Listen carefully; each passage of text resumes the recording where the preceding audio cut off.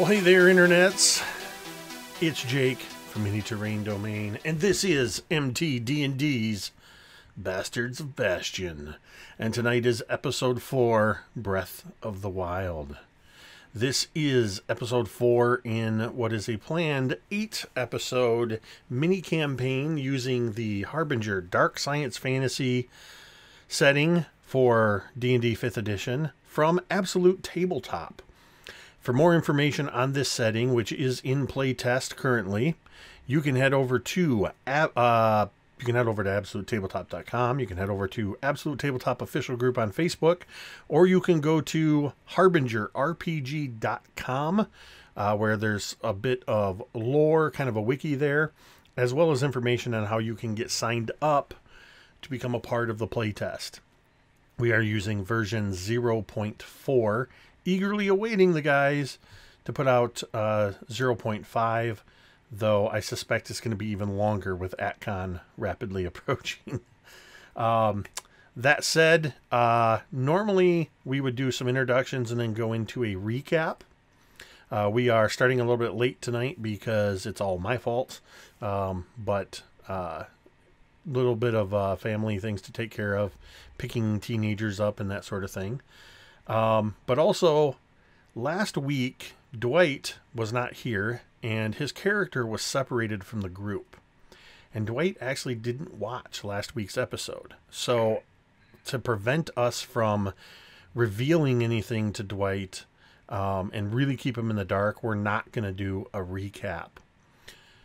But we are going to start real quick with introductions. We're going to go around the horn. Go ahead and introduce yourself, where we can find you, and where, who you're playing. Tell us a little bit about your character. And just a quick reminder for those either new or who don't remember, the Bastards of Bastion, these characters did start out as prisoners of the Bastion system, serving hard time. And circumstances have now brought them to where they are. So we're going to start with Mr. Chad Allen Smith.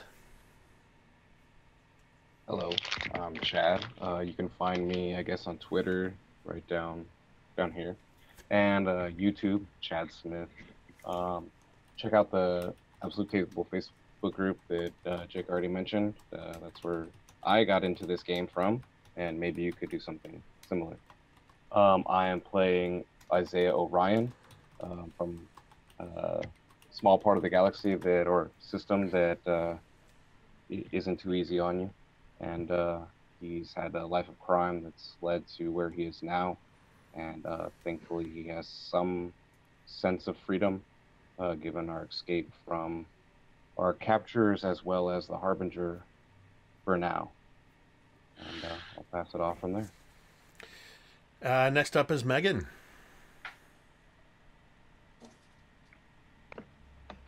Hey everyone, I'm Megan. I am one half of the YouTube channel Dice on Ice, and I will be playing Cursed Soriano,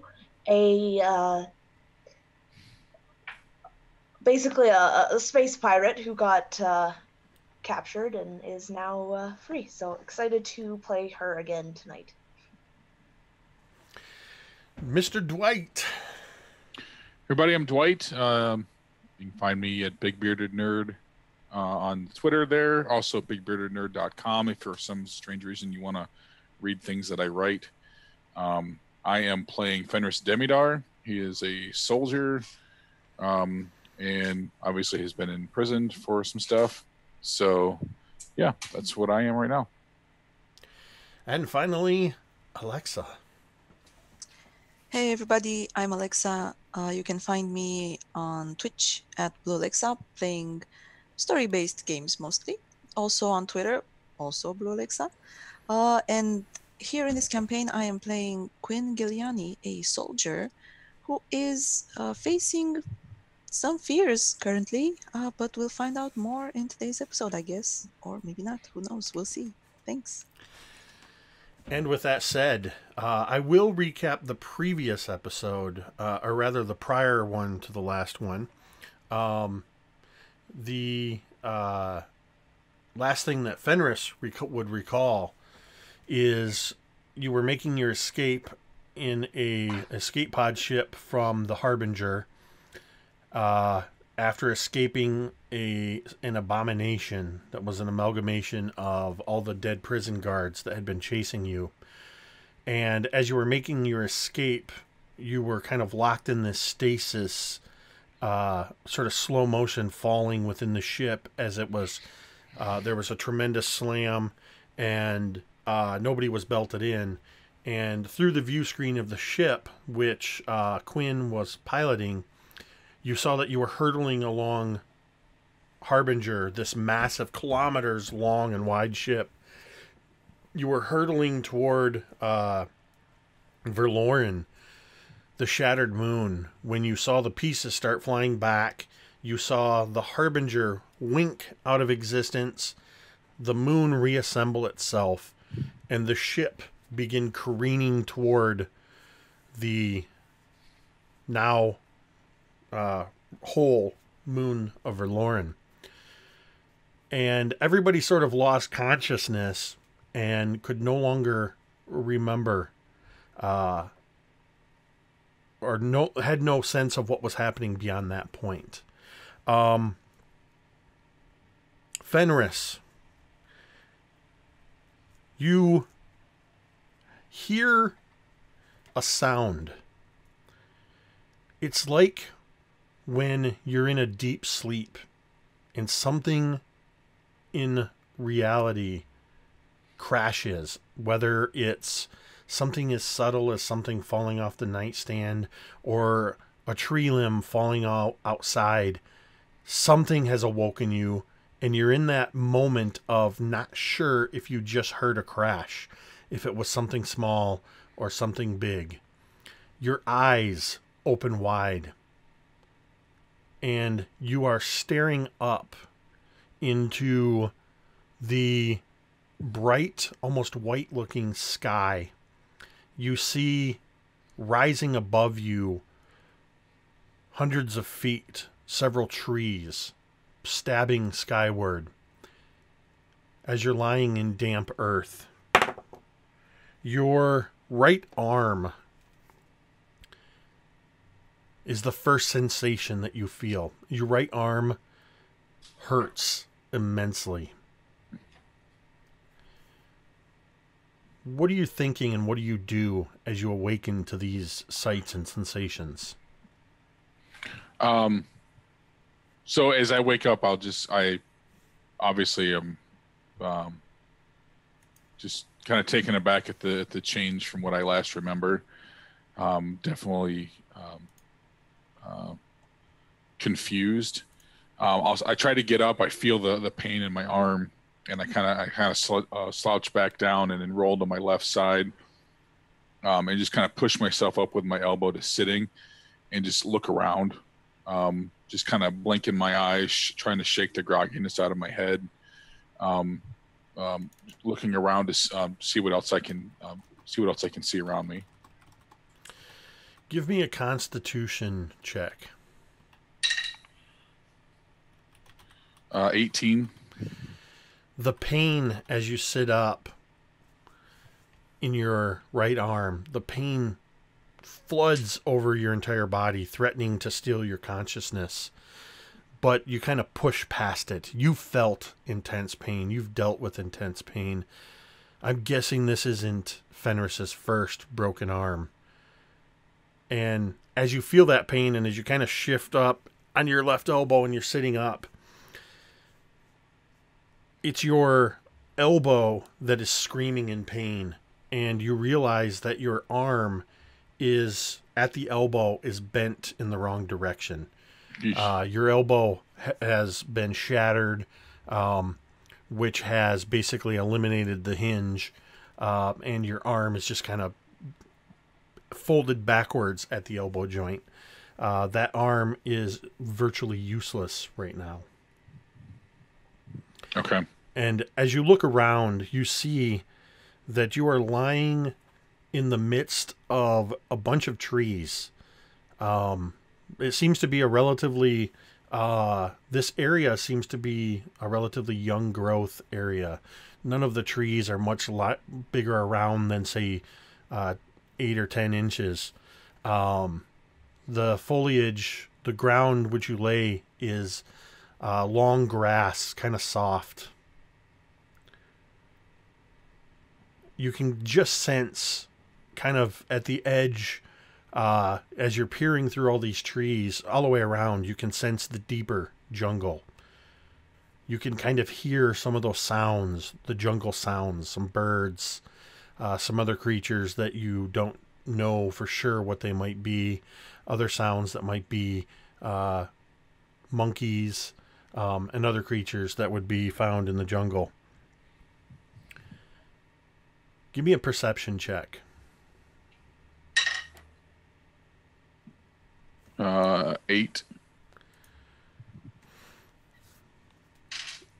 All right, now that you have a sense of what's around you, what do you want to do?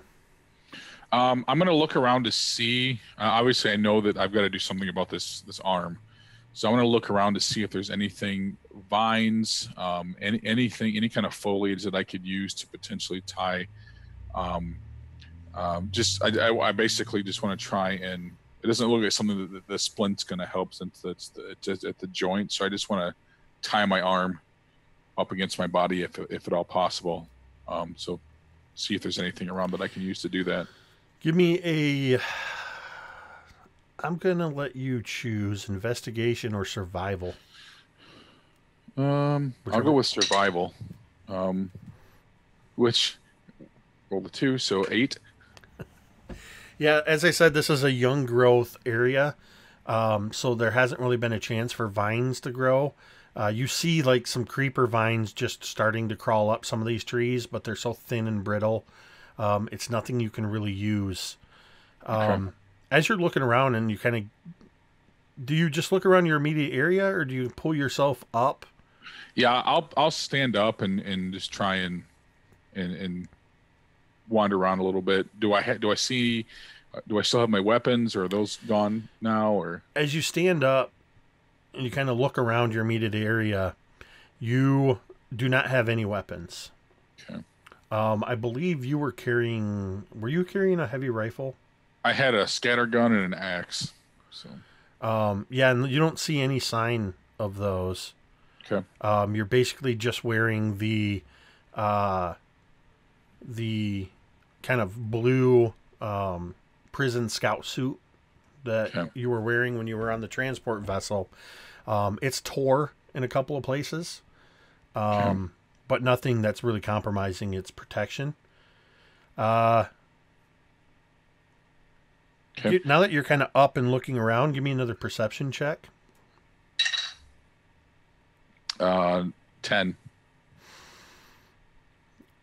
You're looking around, and you can hear, just barely audible, off to the south, you hear the sound of something big roaring in the distance. It has that sound of distance, but it also has that deep, almost bassy sound of something big in the jungle. In the opposite... Oh, go ahead. I'm not going to go that way. In the opposite direction, you hear something that almost sounds... well, I know you would be familiar with this sound. When you're camping in the woods and there's other campers not too far away, and they're making just a little bit of noise, and you kind of hear that metal on metal, and kind of somebody, you can't quite make out voices or anything like that, but you can hear somewhere in that direction, you hear like there might be somebody there. Okay. So I will just start heading as quietly as possible in that direction, while just kind of keeping my eye out for anything of use or of note. All right, so give me both. I want a stealth check and I want an investigation check. Okay. Stealth is 16, And investigation is 4. All right.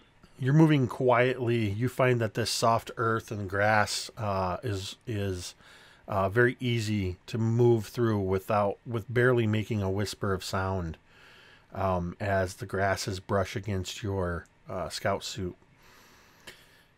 And after just a few moments, you kind of get towards the slightly thicker edge of where the thicker bit of the jungle is, and you hear these sounds coming.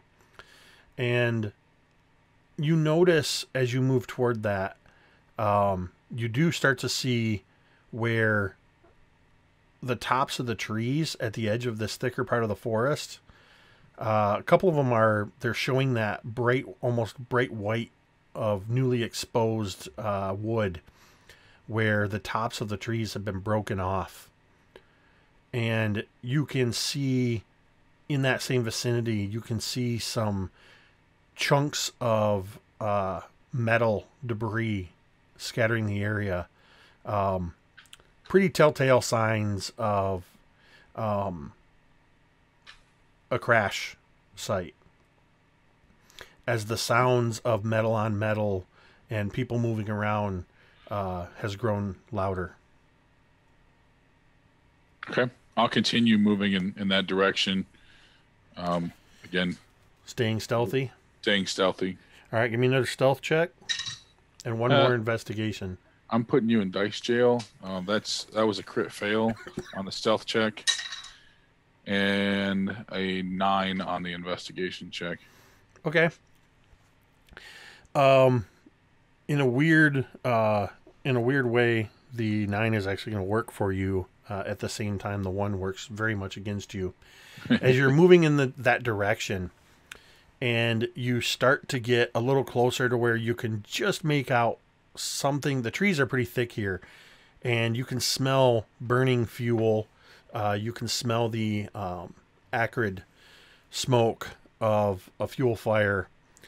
You can even hear the kind of tick, tick, tick, tick, tick, tick of cooling metal, and just start to make out some movement.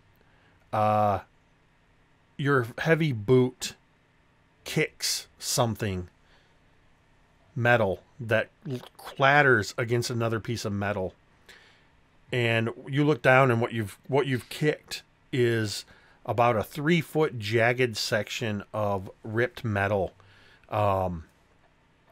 that's battered into another pretty good sized piece that's leaning against the tree. And you hear about 30 feet away from that direction of the crash site, you hear, huh? Okay. Is this piece of metal something that I could use as a weapon? It's, like I said, it's about 3 feet long. It's probably about a half-inch thick. It's pretty jagged. You could absolutely use it as a melee weapon. Mm-hmm. But you can see that there's a chance that you could probably cut your hand as well. Okay. I'm barring anything else, I'm going to at least attempt to hold on to it and use it. So I will try and just carefully pick it up and just try and figure out a way to hold on to it in my left hand. All right. You can see some more movement coming from that direction, and you hear, I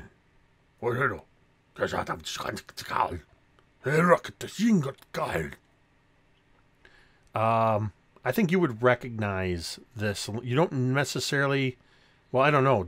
Do you speak Skrug? Yes. You do? Or are you just saying that?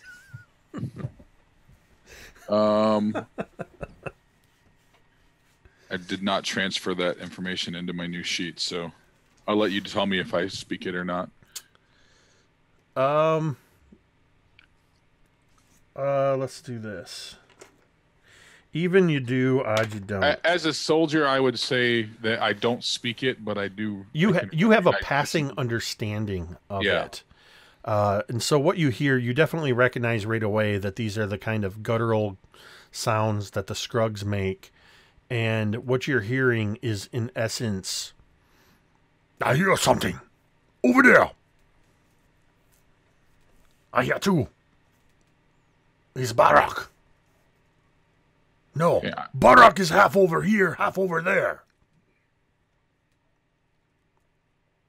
They seem to be starting to argue amongst themselves. So what would you like to do? Can I tell how many there are? Give me a perception check.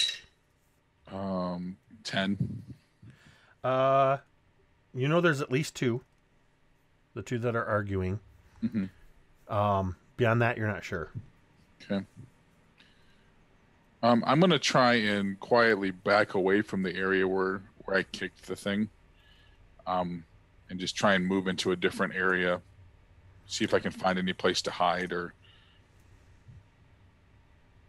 All right, stealth.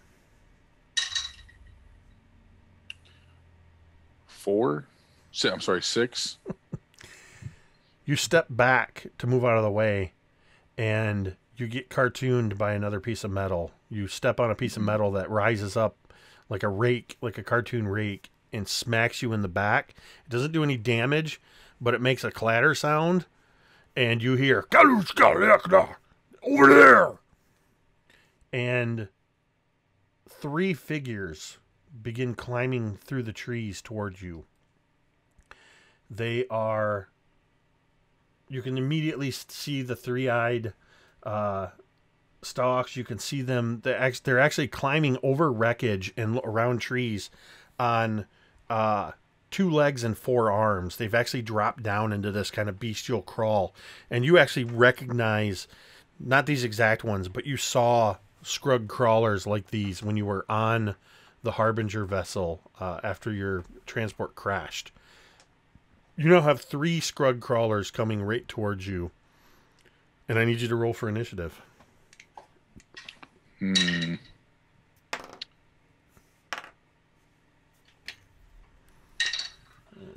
22. You are going to go before them. Okay. They're within 20 feet of you at this point as they come crawling towards you. You are armed with a jagged piece of metal. It's an improvised weapon. I'm going to say that it does 1d6 slashing damage if you hit. Okay. And on every time you hit, you will take 1d4 minus 1 points of damage. Okay. Do I have no modifiers on the damage? Yeah, it's a strength. It's a melee weapon. Strength. Give me a strength. Okay. Yeah, you'll get your normal strength modifiers. Okay. All right. So I am just going to just gonna say F it, and I'm just gonna squeeze my right arm as close to my body as I can with using my upper arm, and just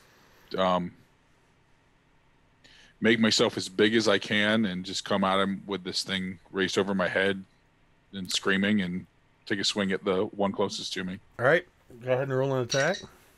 I get advantage on first attack, so 12.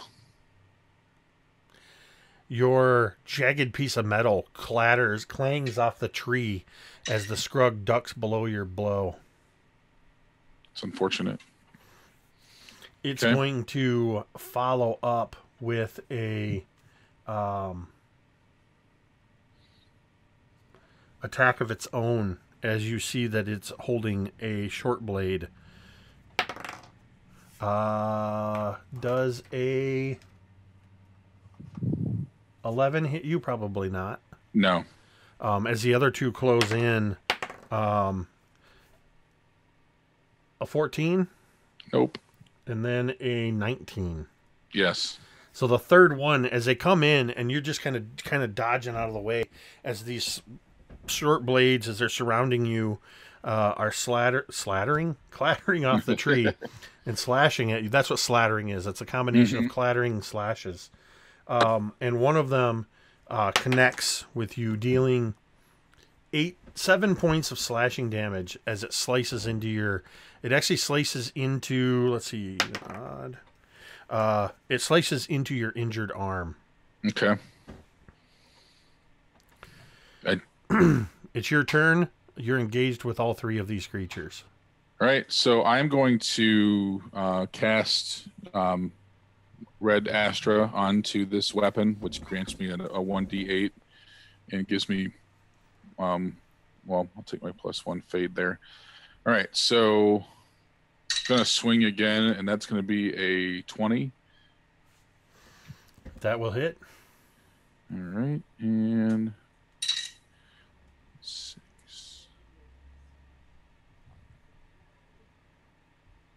That does 9 points of damage.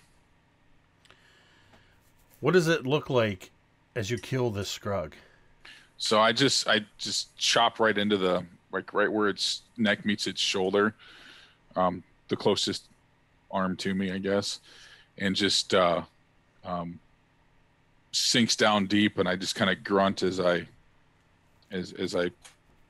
yank to pull the weapon loose from its neck. I'm going to go ahead and spend my action surge as well. Okay. To take an additional. I'm going to swing at the next one closest to me. And that is a 22. Absolutely a hit. That does 8 points of damage. And how do you kill this one? I would like to decapitate this one. So I just scream, and it's more pain than it is anger, but it's just as much force as I can get. I just come down through, and it's just this kind of this ugly chop, and it like 90% decapitates this Skrug. But like, I see it like as you're using this improvised weapon, and you actually take. Oh, you got lucky. I rolled a 1 on both of them. It was 1d4 minus 1, so you actually don't take any damage from the improvised weapon.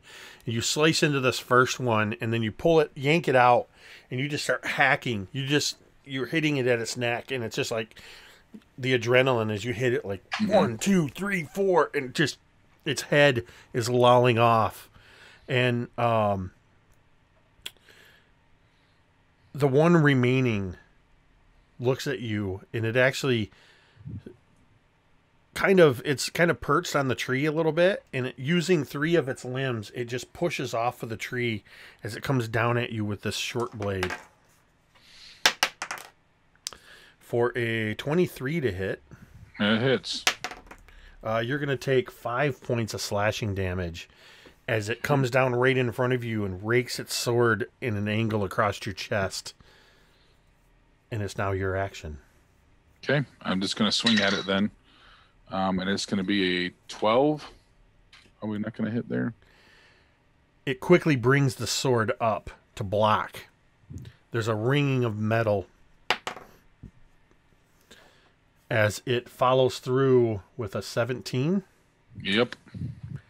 So as it parries your blow, it just immediately brings this down again, and you're going to take 4 points of slashing damage.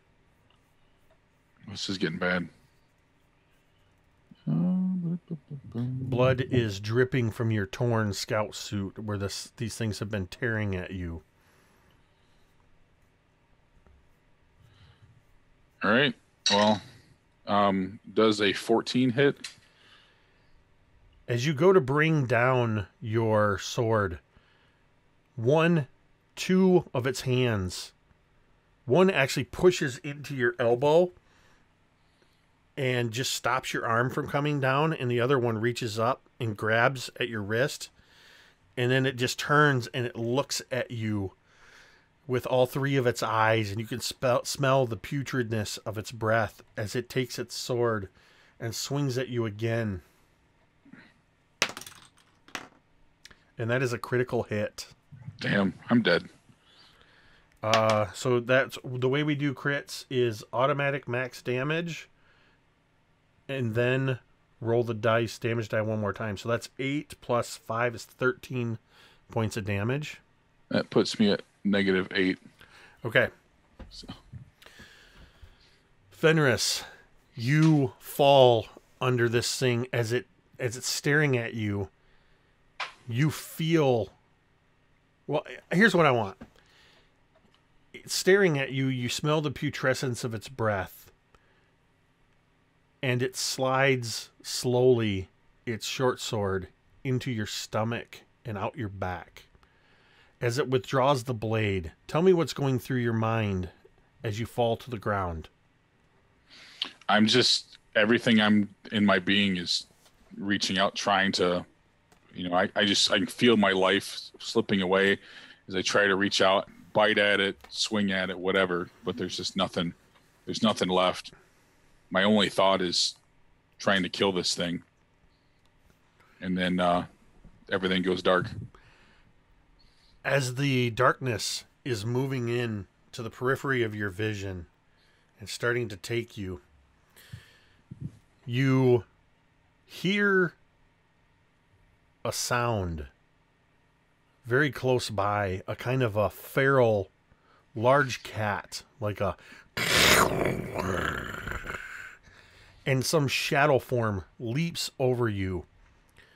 And where the Skrug that killed you's head was looking down at you, you just see the torn remnants of its neck and throat, blood pouring out of its now decapitated body. Just beyond your vision, where it's beginning to fade, you catch the vague form of a large, six-limbed, muscular jungle cat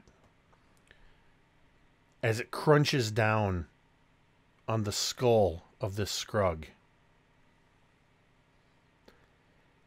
And everything goes black. Cursed, Quinn, Orion, you've been traveling for just a little bit. After you encountered the figures that rescued you from certain demise in the jungle, and Quinn, you had just been revived.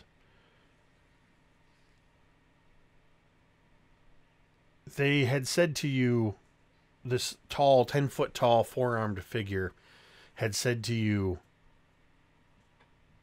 "Welcome, friends." And actually, what I would like to do is jump to that scene real quick. And we'll get reactions from each of you as these figures, just for a refresher, there are 3 of these 6-limbed black cats, one of them purring nearby each of you.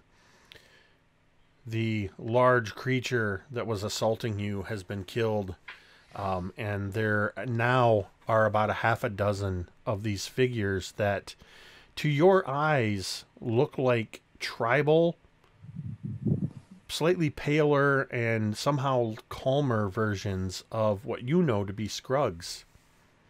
As the one opened his robe and 4 arms came out, and he just said to you, "Welcome, friends." What is your reaction to this? Quinn, you just were revived. What are you thinking? Well, having just been on the brink of death, I did see Kirst's face. I mean, Quinn did see Kirst's face when waking up, but this new development kind of makes it feel like she didn't really wake up at all. It feels surreal. And she wouldn't be surprised if this was another one of Harbinger's tricks, especially since she could understand the words. So it all makes sense, it's clearly a trick of the mind. Cursed. Curse is going to just get out her light repeater right away and aim it at the Skrug that said hello. Don't come any closer. You can stay right there.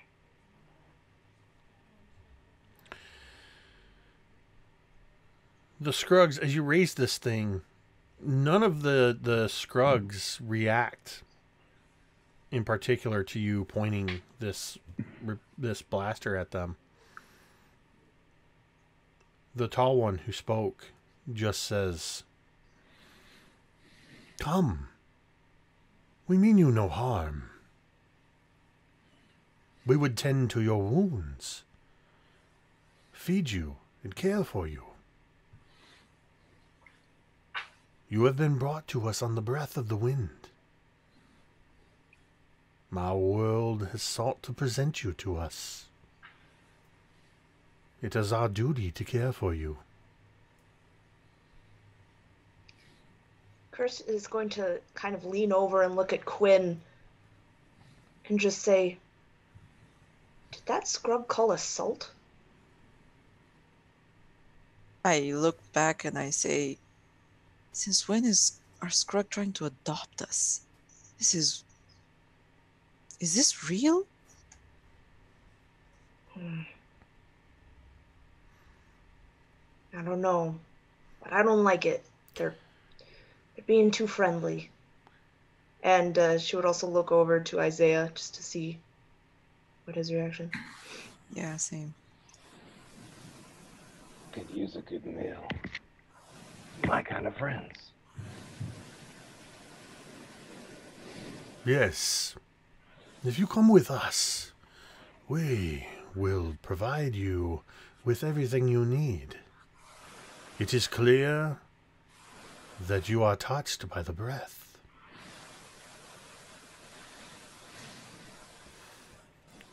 Everything I need. Perfect. Come. And the others are all looking at you, holding their forearms out and motioning, "Come." Others of them start to say, "Come, come." I gotta warn you. I got a expensive taste. They just kind of cock their head.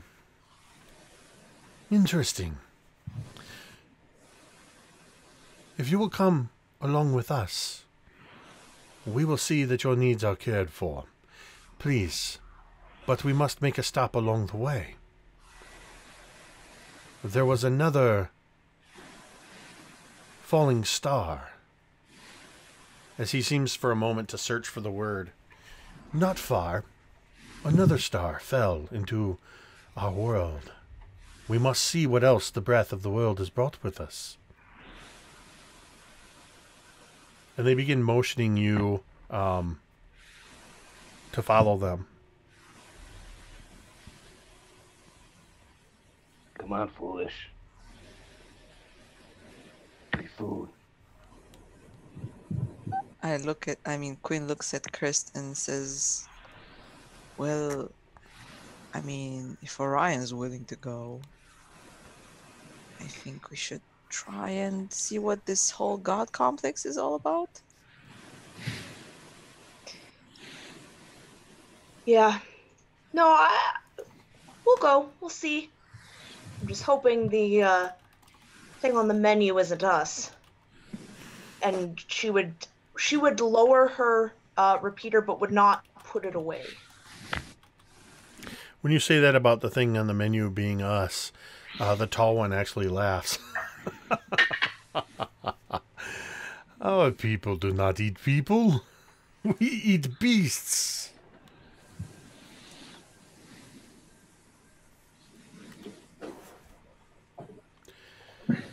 So are you guys going to go along with them? Yeah, but kind of try to not be surrounded, not even in a ceremonious way, if possible. You may start out that way, but after a while, as more and more seem to kind of come out of the woods, at a certain point, there's about 24 of these Skrugs forming a circle almost 50 feet on a 50-foot radius that you are completely surrounded. The initial group and the large cats, by now, there's probably about 8 or 10 of these large cats prowling along, silently padding. And as you begin moving through the jungle, you continue on for maybe about 10 or 15 minutes. All three of you give me perception.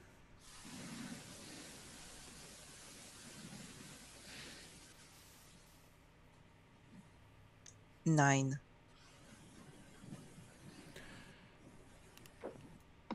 14.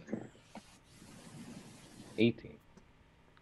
Kirst and Orion, you're the first to, after about 10, 15 minutes, you actually start to hear the sounds not too far away in this thicker part of the jungle. You hear the sound of metal clashing. It's a sound you would know, having heard not too recently, or heard relatively recently, the sound of swords clashing.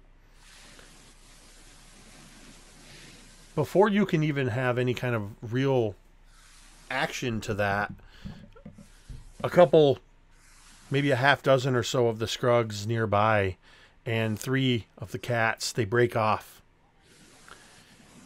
And as your whole group is moving that way, you see one of the cats just like just a sudden comet lunge through the woods, and that's just as it begins. It takes like 3 big bounds, and you kind of shift through, and you can see about 60 feet or so away, you see Fenris as he slashes at one of these Skrug. You see a couple of dead of the Skrugs you're used to seeing. They're in cobbled together armor, wearing Beagle hide armor, and it's wielding a jagged, wicked-looking sword. You see a couple of dead ones around him. You see him take a swing at this thing, and it grabs his arm with 2 hands, and you watch as it slides a short blade, and you see it piercing through Fenris's back. And it pulls the bloody blade out, and you watch as Fenris drops to the ground. And a split second later, you see one of these cats leap, crossing 20 feet. And when it lands, it's holding the Skrug's head in its mouth and crunches it as Fenris lies bleeding out on the ground. What would you guys do?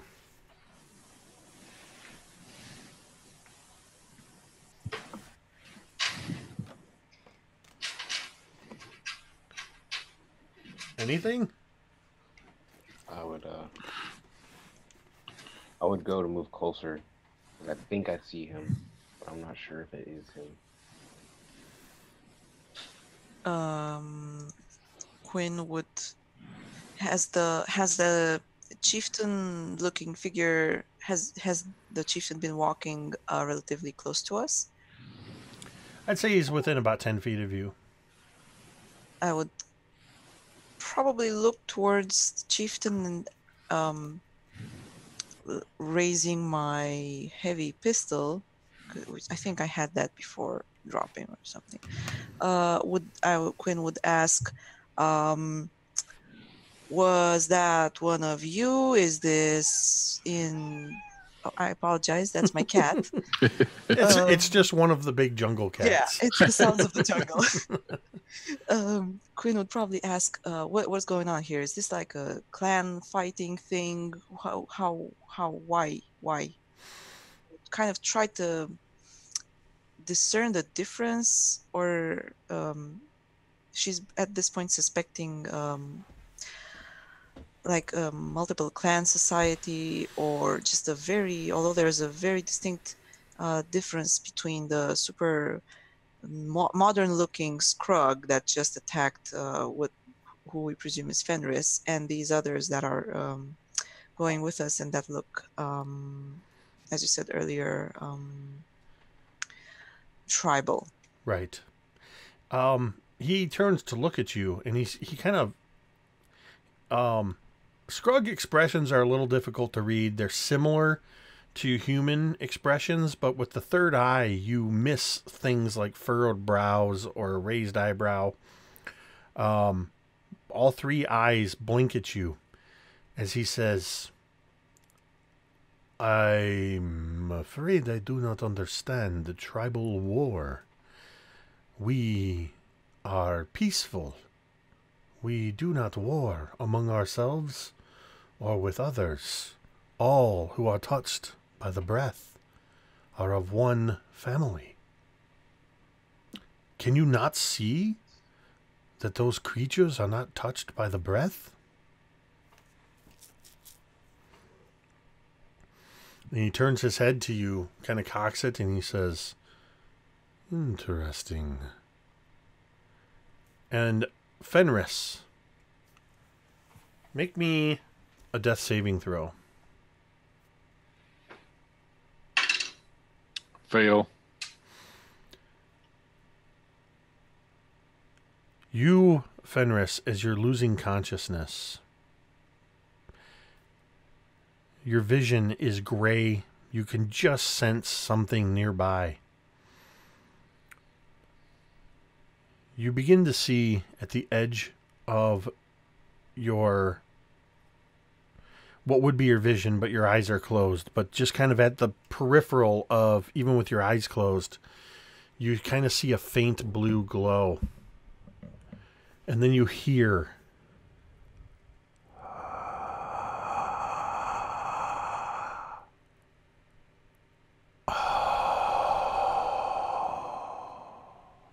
and there's a pulse of blue that washes over your vision.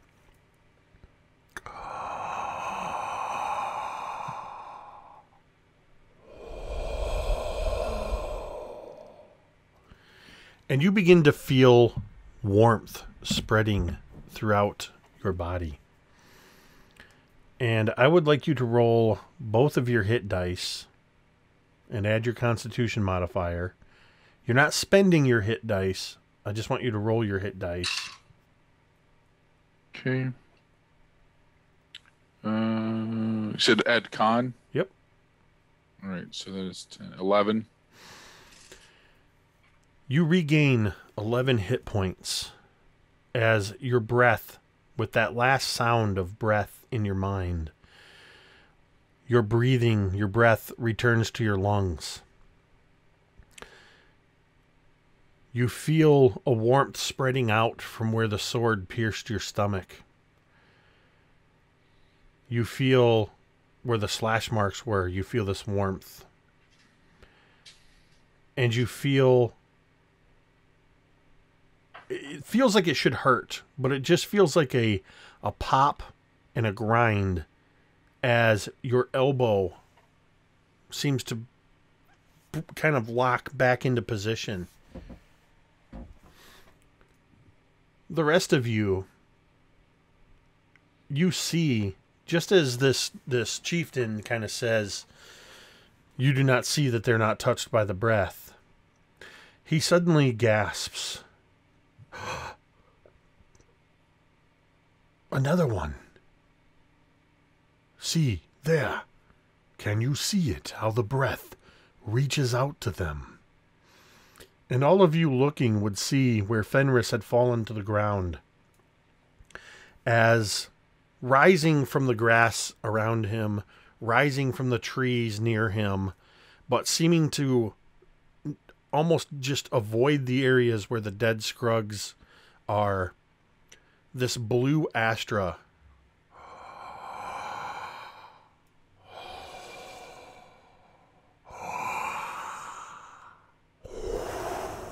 and ease across him, and you see it just kind of seep into Fenris.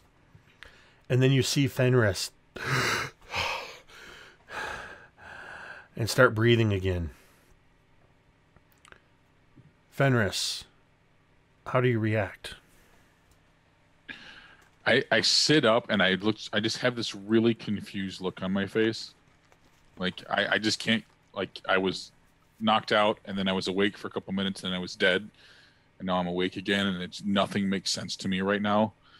And I look around and I see these weird cats and, you know, these giant beings standing around me, and I'm just at a loss. And then I notice that my cohorts are there, and I'm like, oh. Hey guys. And the beings that you see, for all intents and purposes, they look like Skrugs. The closest comparison I can think of is, imagine if you see an ape or a chimpanzee walking upright. It seems abnormal. You're used to the very vicious, uncivilized, warring Skrugs, and they're paler of complexion. Just like seeing you can actually see the juxtaposition. It's not like a skin tone thing. It's more like the Skrugs that you are familiar with have like radiation damage from flying unshielded ship engines. They have scarred skin. The difference is the Skrugs that you see now before you are unblemished. They look healthy as opposed to these ravaged Skrugs. Several of them that have broken off are already kind of milling around the wreckage of what Quinn, Kirst, and Orion you can see is a Skrug tug. It looks like one of the Skrug tugs that caused the crash of you crashing into the Harbinger, or perhaps another one followed you through down to the planet, down to the moon, and crashed as well.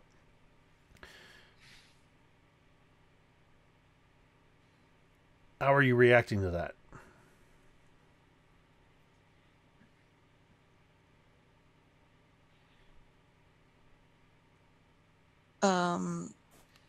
Quinn would kind of, rearrange the pieces of information in her mind, so to speak, and understand that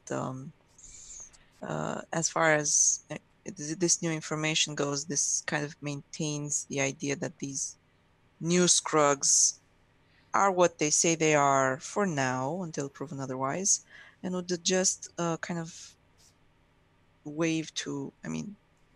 signal to Fenris, not really wave, signal to Fenris as a reassuring sign that we're okay, we're not prisoners or anything. And I would say, good to see you're in one piece there. Good to see you're in one piece, yeah. Kind of awkwardly. Do you respond? What? Was I dead? I was dead, wasn't I? Was I dead? Yeah, you were pretty dead. Looked pretty dead, yeah. The hell is going on? Bad day. No shit. What? They said I'm just... Go ahead, sorry. They said they had food. Yeah, so apparently we're best friends now. So maybe bad day going better? You should have seen my elbow 10 minutes ago. I'd say so. I'm just kind of like in awe looking at this thing, like what the... I get up and I start heading over towards the group. At this point, I'm whatever the heck is going on, it seems to be the best bet. So as you get up and move towards the group, the large cat, having finished consuming the Skrug head, licking its maw, just starts padding alongside you. Its head comes up to your chest, and you can just hear it as it's kind of walking along, just kind of this just deep bass purring as it kind of bounces into you like cats do when they normally a house cat, rubs up against your legs. Mm-hmm. This one's kind of rubbing up against you, and you can see now that it has these two long whip-like tentacles rising from its shoulders. One of them just kind of lazily curls across, kind of like somebody putting their arm around you, and it just kind of curls along your shoulder. I'll just reach up and kind of just scratch it behind the ear. I get the big goofy grin on my face. Just the real quick, Fenris, Orion, and Kirst, have any of you ever been to Verloren before? No. No, I don't Okay. think Kirst has. Several of the Skrug party has broken off to investigate the crash site. At this point, about half of the group. The chieftain turns to you and he says, "Well, it would appear as though the breath of our world has brought you all together." And then he kind of looks at each of you and he walks forward and he steps in front of you, Quinn. He is 10 feet tall, so he's towering probably almost double your height. Not quite, but almost double your height. He doesn't step into your space, per se. He's not like right in front of you. And he kind of kneels down just a little bit. And he gently, almost hesitantly, he reaches one hand out towards your shoulder. Do you try to stop him? I just raise the pistol slightly towards him, like in between us, kind of, hovering there. Not like I'm about to shoot him, but like I'm entertaining the possibility. He doesn't seem to pay it any mind, and what he does is he just gently places his hand on your shoulder. And it's almost like he's brushing something off of you. And then he leans in. Two of his hands are on his knees. One of his hands, his third of his fourth hands, is kind of stroking at his chin as he looks at you and he says, "The breath of our world. It is surrounding you, and it is moving throughout you like the others. But some of it seems to be sloughing off of you, almost like dead skin. It is very peculiar. It's as if you have been here before, but you have not yet been here. This is both your first time and not your first time stepping on our world." And then he rises up and he does that kind of head cock thing and he goes, "Interesting.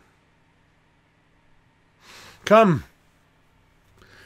The others will see to your crest, to your fallen stars," is how they refer to your crash sites. "The others will see to your fallen stars. I promised you food and rest. Come." And the bulk of the party, with the exception of the ones that have broken off, begins moving through the jungle, leading you. While you're walking, you have some time if the four of you would like to talk amongst yourselves, or you can remain silent if that's what you would do as well. As just one thing, as Fenris joins us, Quinn just passes him the carbine, which is two-handed. Still has 4 shots in it. Okay. Out of 5.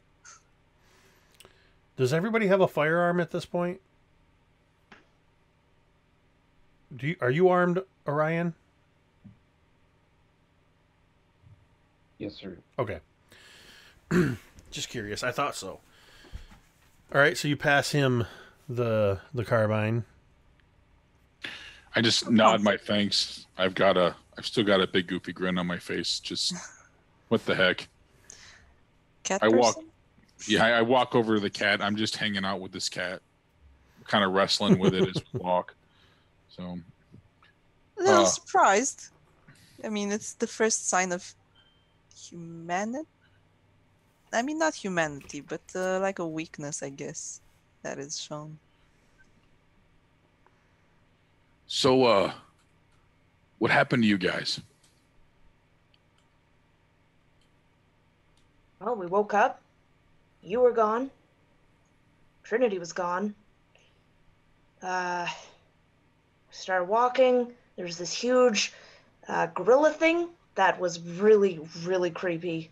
And it had Trinity's voice. Oh, yeah, by the way, sorry, Trinity didn't make it. Okay. She died. But anyway, so yeah, and then we were about to get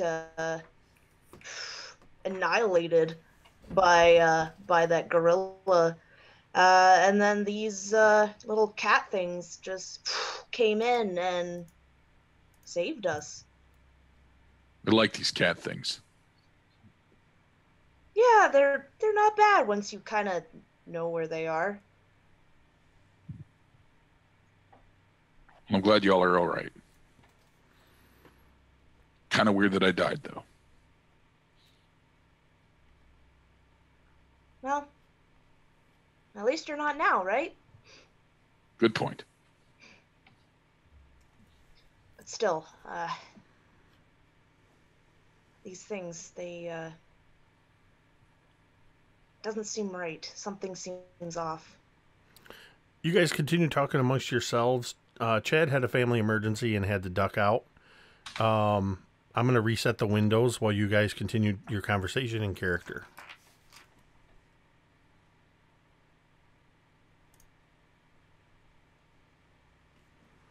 Or Quinn looks at Fenris and says, well, I think, I mean, I was just down just before we got rescued, I guess, by these weird Skrugs. So I guess this is this moon's way of greeting us, I suppose. Yeah, there's something weird here, but I think I like it. Keep playing with the cat. give me an animal handling check.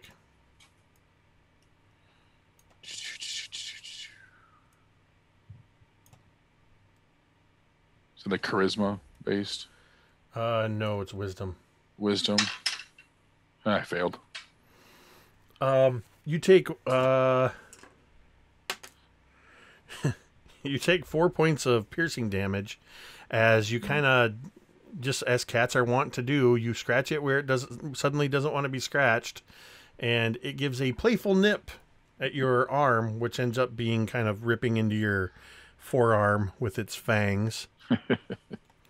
You press the murder button. Damn it. Stupid cat. Well, maybe they're not that friendly. All I can say is it's better than being in prison or the Harbinger.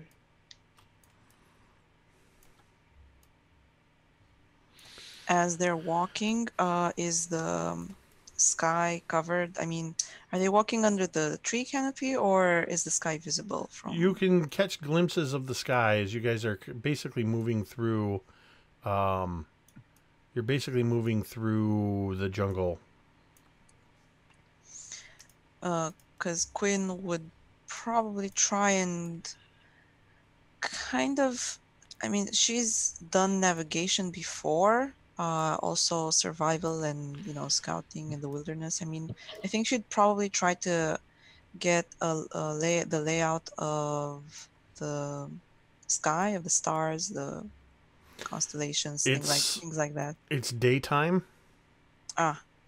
So you won't be able to get that. I lost track of what time it is. But you're able to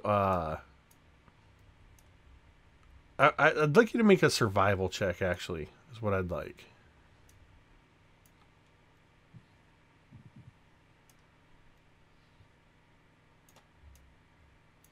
That's an 18. So you know from your travel, your flight, that you were crashing into Verloren. There's no landmarks. There's nothing to give you any indication of this being... This is an untamed wild. Yet there's something vaguely familiar about where you're at. The position of the trees. Something just seems familiar. Like you can't quite put your finger on it.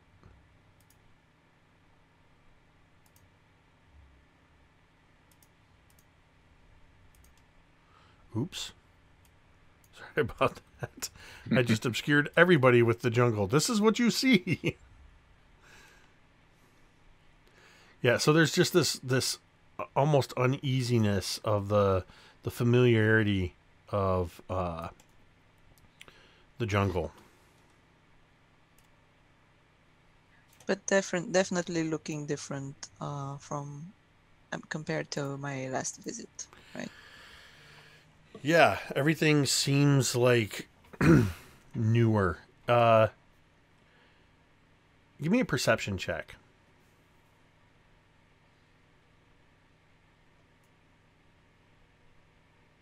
$22. You're moving into an area now. You're coming out of the thicker part of the jungle, and you're moving into another area that is young growth that's giving way to a wider clearing. And this young growth, these trees are maybe 3 to 5 years old. They're not very tall. Some of these, they're maybe 15, 20 feet tall, maybe 6 inches around, but they just seem so dang familiar. And you can almost picture them as being massive, towering, thick jungle, but the same trees. And as you emerge from this thick forest and into this sort of thinned out area, you emerge into a clearing. And probably one of the last things you expect to hear is what greets your ears. And that is the sound of children laughing.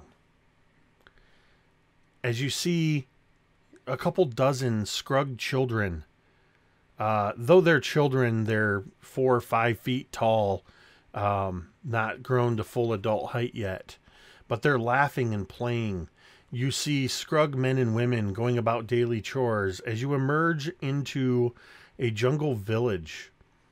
Houses made of simple thatch.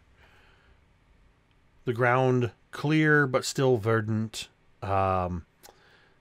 You can smell roasting meat. You can see people walking around with large makeshift bowls of fruits and vegetables, and a crowd is starting to gather around already.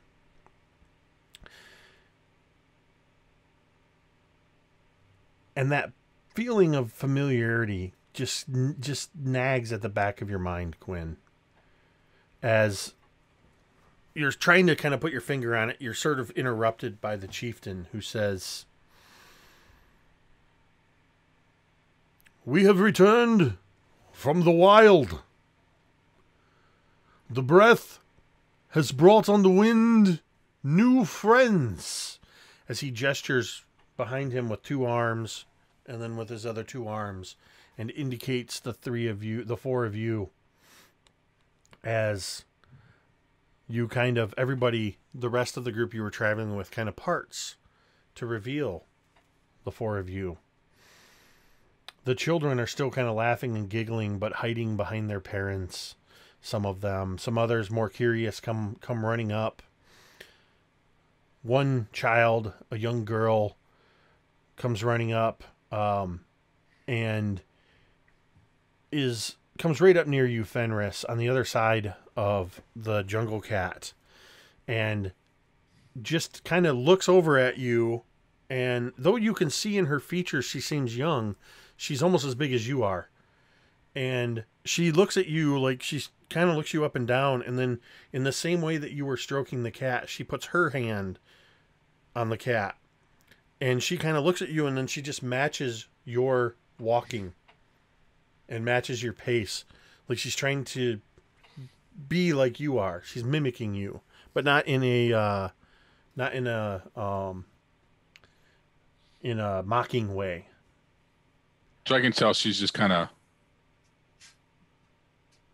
just trying to imitate what I'm doing. I'm gonna just jokingly throw a little stutter step in her. She's trying to match my stride. So just try to throw her off, and then I just kind of smile at her. Give me a performance check. 3. You do this kind of stutter step thing, and she kind of giggles and matches it. And I imagine you do it again, and she kind of matches it. And then you try to do it a third time. And as you do it, one of the cat's whip-like shoulder appendages just kind of slides down between your feet, and you trip over it. And then the girl she too falls to the ground, but in just total laughter. She's just laughing hysterically, and the cat kind of paws at her, and in the same way that it bit at you, it bites at her, but she suddenly tumbles with it, easily able to seemingly to match its strength. And all around, people are just laughing joyously at this sight. So I just kind of sit there in the dirt and just shake my head, and I just laugh along with them as I get back up. So I've decided that I like this group. What about Quinn? How are you feeling right now as you're puzzling this sense of familiarity, but seeing this completely incongruous scene of laughing Skrug children and playing and simple but civil Skrug life? She's kind of starting to accept that this is indeed a different reality, that this isn't the Verloren that she was expecting and dreading. That maybe Harbinger doesn't need to play a part in this. That not necessarily that it doesn't, but maybe there's hope that it doesn't need to.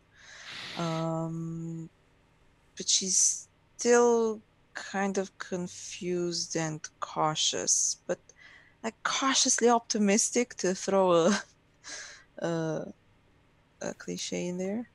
So she's kind of looking around, keeping close to her, companions, strength in numbers and all that. Better the devil you know and all that. But she's kind of starting to dare to hope that maybe this is something different from what she was expecting. What about Cursed? Cursed is extremely apprehensive about all of this. She does not trust anything that seems too friendly. She knows that many things have an ulterior motive. But she can't even help smiling at the whole event with Fenris and the Skrug child. But she still has just one hand resting on her repeater. And Orion seems to just be, he's got that grin, that just kind of shit-eating grin on his face, and he's already, as women and men both are kind of coming by with platters of food, he's just reaching out and grabbing like a big piece of fruit. The juice is running down his face, and he's already reaching over and grabbing another thing, and he's just kind of smiling and nodding and just like, yeah, this is what I'm talking about.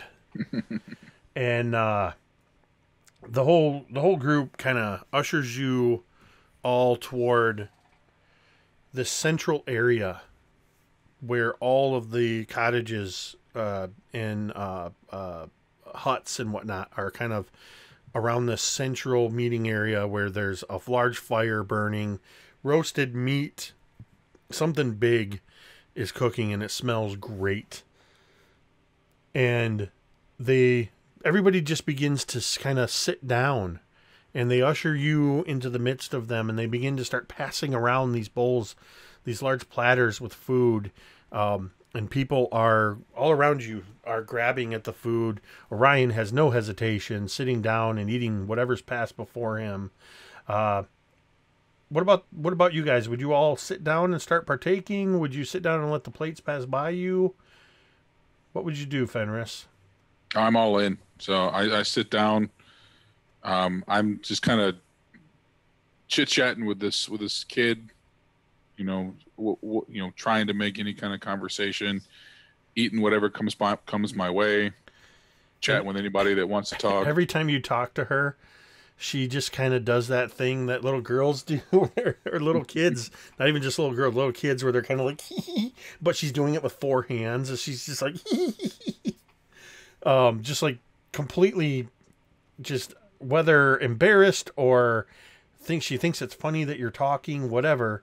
What about Cursed? Are you taking any food? You still holding on to your weapon? Cursed is still holding on, but with the other hand, she would take a few pieces of food. Are they just like fruit and meat? Does it look normal? Everything looks pretty much like what you'd expect. I mean, you can't necessarily identify what the meat is, but it has that similar texture to like some kind of roasted beef, like spit-fired, or even pork, or there's different kinds of meat. Tasty looking fruits, melons and berries, some vegetables, all that kind of stuff. Yeah, so then she would take a few pieces of things and just kind of smell them and just take a small bite first, very cautiously. But then after a while, when she gets a little more comfortable and is more sure that they're not trying to poison her, then she would eat more. Okay, make a con save. No, I'm just kidding. Quinn, what are you thinking as you sit down, or as you're looking for a place to sit down? Are you taking food? So during these interactions with the village, Quinn kind of looks around at her companions, because it feels like they don't trust their surroundings easily. They have a harder time doing that than Quinn does. So basically, she's kind of looking to them for like danger cues, and if they seem to be at ease, then she will kind of take that as an extra sign that it's safe for her to partake as well. So she would also sit and kind of eat the fruit. She would kind of be especially interested in first looking at the fruit, and she's kind of cataloging them and trying to kind of learn what the local plant life is like, I guess. It's kind of hard to tell the meat since it's being cooked, but the fruit and the vegetables are, whole enough for her to kind of discern the information. There's this moment where, as you're starting to, you see everybody, it's that kind of scene in the movie where the camera starts to kind of slowly pan around, and you're looking, it's staying with you, but we're looking and we're seeing, you look over to Orion, who's just eagerly eating anything and everything that's put in front of him. He's even kind of almost hoarding it. That prison nature, he learned fast. You hoard what you get because you don't know when you're going to get something good again. And you look over to Fenris, kind of, maybe with like a piece of almost like orange in his teeth, and smiling at the girl, and she's laughing. And Cursed, still with one hand on her weapon, but with her other hand starting to eat, and you're just kind of like, okay, and you grab a couple pieces of this food that looks the most succulent, and you find a place to lean against a tree stump. And as you sit down and you lean with your back against the tree stump, for a split second, all around you, Quinn, you see not the village, not the smiling faces. You see the smoking wreckage of a ship, your ship. You see the rain is pouring down. You see the broken bodies of the crew and passengers that were traveling with you. You yourself, you're laying a piece of shrapnel piercing your side as you lean against the tree, arm broken, leg broken, wreckage all around, and you're realizing that you are the only survivor of this crash. And just as quick as it happened, there's laughter all around you. The food the piece of fruit that you were lifting to your lips to take a bite of, just kind of holding, just stopped inches from your mouth. And you realize that the spot that you are sitting in, the tree stump you're leaning against, is the exact same tree stump that you would lean against when your ship crashes on Verloren some indeterminate number of years from now. What goes through your mind in that split second after that split second vision and realization? Oh no. Great. Just what I thought. But this is a stark reminder of the fact that while the place may look different, that event still happened, even if it's just in my mind currently. So that event still happened, and it's still real, and it's still there, and it won't let me forget that. So it definitely throws a shadow over the festivities. Fenris and Curse, give me perception checks. Quinn, give me one at disadvantage. 21. Got a 9. 8. Fenris, you notice there's this moment where you're just kind of joking around. The cat is kind of trying to get a piece of meat that you have, and it sprawled itself across your lap. And you're holding this piece of meat up away from it, kind of trying to stop it with your other hand. And it's using one of those shoulder tendrils to wrap around your wrist and draw this piece of meat closer to it. And then your gaze shifts, and you see 3 of these Skrugs that had broken off and were looking at the crash sites come into the chieftain, who is sitting a little ways away from you guys. And they start whispering to him, and he looks over at you, and with one of his hands he's stroking his chin, and he kind of looks at you and he looks back, and then one of them pulls something out of a satchel on its side, and you would recognize a glancer, one of the handheld visual screens that kind of like a data pad that sometimes they're on the ships and they can be pulled out of the consoles. And you see as he pulls a couple of these vials out of his satchel. They're cylinders that are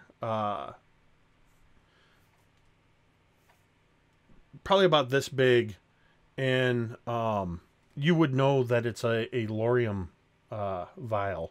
It's basically the equivalent of a like a USB drive. As with using its 4 hands, it's holding the glancer with one hand, it's holding the vials with another hand, and it's kind of pointing, and then it makes a gesture, and then it takes one of the lorium vials and slips it into the glancer. And you can see on the reverse, because it's a piece of transparent plexiglass almost, as an image flickers to life. And the chieftain kind of, like they've never seen this before. And then he kind of makes a few more gestures, and this is all happening very quickly.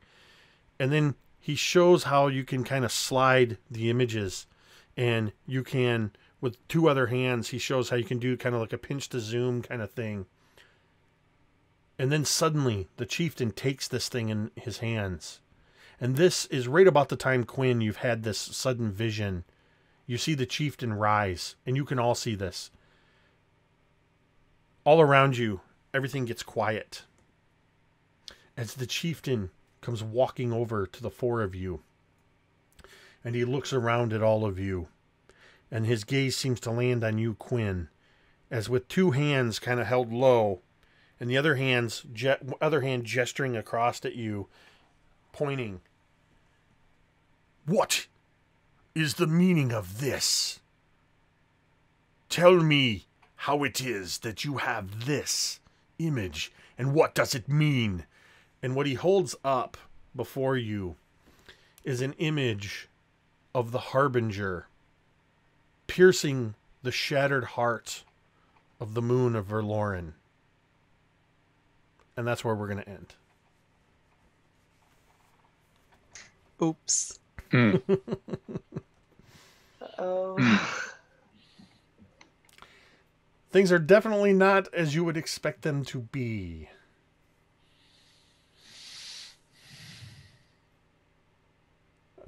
There's just a stunned silence from everybody.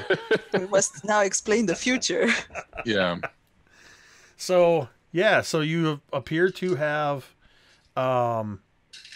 landed in a Verloren that, as the others surmised, and I don't know if it was in the chat, but the others were surmising, Dwight, that everybody feels certain that you've traveled backwards in time when you crashed, but there's definitely something going on.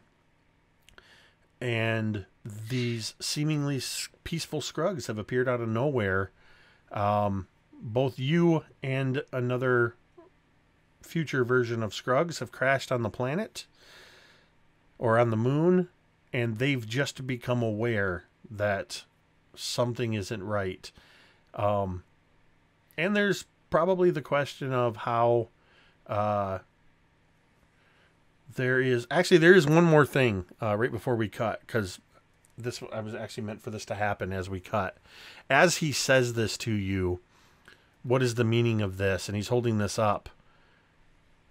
Each of you feel the shadow of another Skrug towering over you, and hands very quickly grab your weapons from you. And that's where we're going to end. We'll pick up at this exact point in next week's episode as you have a chance to react to that immediate situation and the sudden, very dramatic change in tone from celebration to questioning. I'm sure it's just a misunderstanding, easily. So this was an abbreviated game. It was going to be a short game anyway. Life seemed to abound with complications today. I had to delay by almost an hour to pick up my daughter from somewhere. And then Chad had to bow out. Let's just keep our thoughts with Chad's family, as he had a undisclosed family emergency that he had to bow out quickly. We will return next Sunday at 8 p.m. Eastern for episode 5 of The Bastards of Bastion, which I don't even have a title for yet. So, because I wasn't really sure where this one was going to go. Real quick, I'll go around to the three players here, give you a chance to once again tell us about where we can find you and any last parting thoughts on tonight's session. And we're going to start with you tonight, Alexa. Hey everyone, you can find me mainly on Twitter at BlueAlexa and on Twitch, same. Tonight was, although a slower paced episode, it was, it's never as you think it's going. It doesn't end as it starts. So I honestly don't know how we'll explain this to our new hosts since we can't leave really. Dwight. Yeah. Again, Big Bearded Nerd on Twitter, bigbeardednerd.com. On the internets. I have some writing up there. I'm starting to write a little bit more. So if you want to read some weird stuff and give me feedback on it, I'd appreciate it. But this is really fun for me, I think, because Jake, you and I've been playing this. I mean, for those that, I don't know if I mentioned it yet, but Jake's the one that got me into D&D in the first place about 4 years ago. And we've been playing quite a bit. And our normal group tends to be a little bit murder hobo-y. So this is a chance to get into the role playing a lot more, which I really enjoy. I'm having fun getting inside this character. I haven't had a chance to play a lot of characters outside of one shots, so I'm really enjoying, playing Fenris over the course of multiple sessions, getting into his head a little bit. So yeah, it's been a lot of fun. So looking forward to see where it goes. Yeah, Dwight and I started with at the tail end of 4th edition, playing a little bit of 4E. I was the DM, and then 5E came out, and pretty much for most of that time, Dwight's been my DM, as he kind of learned 5E through DMing, and I've DM'd a few one-shots here and there. And I think I mentioned it last week, but Dwight and I are going to start knocking out the details, figuring some things out. But later this year, here on the channel, we're not sure what night or when it's going to happen, but we're going to do probably a 10, 12 episode, maybe a little more, of Lost Minds of Phandelver. And Dwight's going to DM that, and I'm going to be a player in that. Because he wants to run it the kind of, the way it's intended to be, not with a bunch of murder hobos. And don't get us wrong. We love the group, our home group that we play with, but it's a unique style, and there's a reason we don't stream our games. I'll just leave it at that. Yeah. But with that, Megan. Hey, again, I am one half of Dice on Ice on YouTube, and Jake is the master of cliffhangers. So I can't wait to see how we're going to get our way out of what is happening here. So glad we could play tonight. Well, as always, thank you. It's always, I always enjoy running D&D and these variations of D&D, but it's just that much more enjoyable when you have dynamic players that really take ownership of their characters, have an investment in it. So I'm having a blast with this mini campaign, and kind of exploring where it's going to go. Dwight, did you happen to, or did anybody happen to recognize the way your character woke up, what that directly mirrored? It's an older show. It's actually the opening shot of the first episode of Lost. Lost, yeah, okay. And does that mean I'm going to die looking into the sky? No, I'm not mirroring everything on Lost.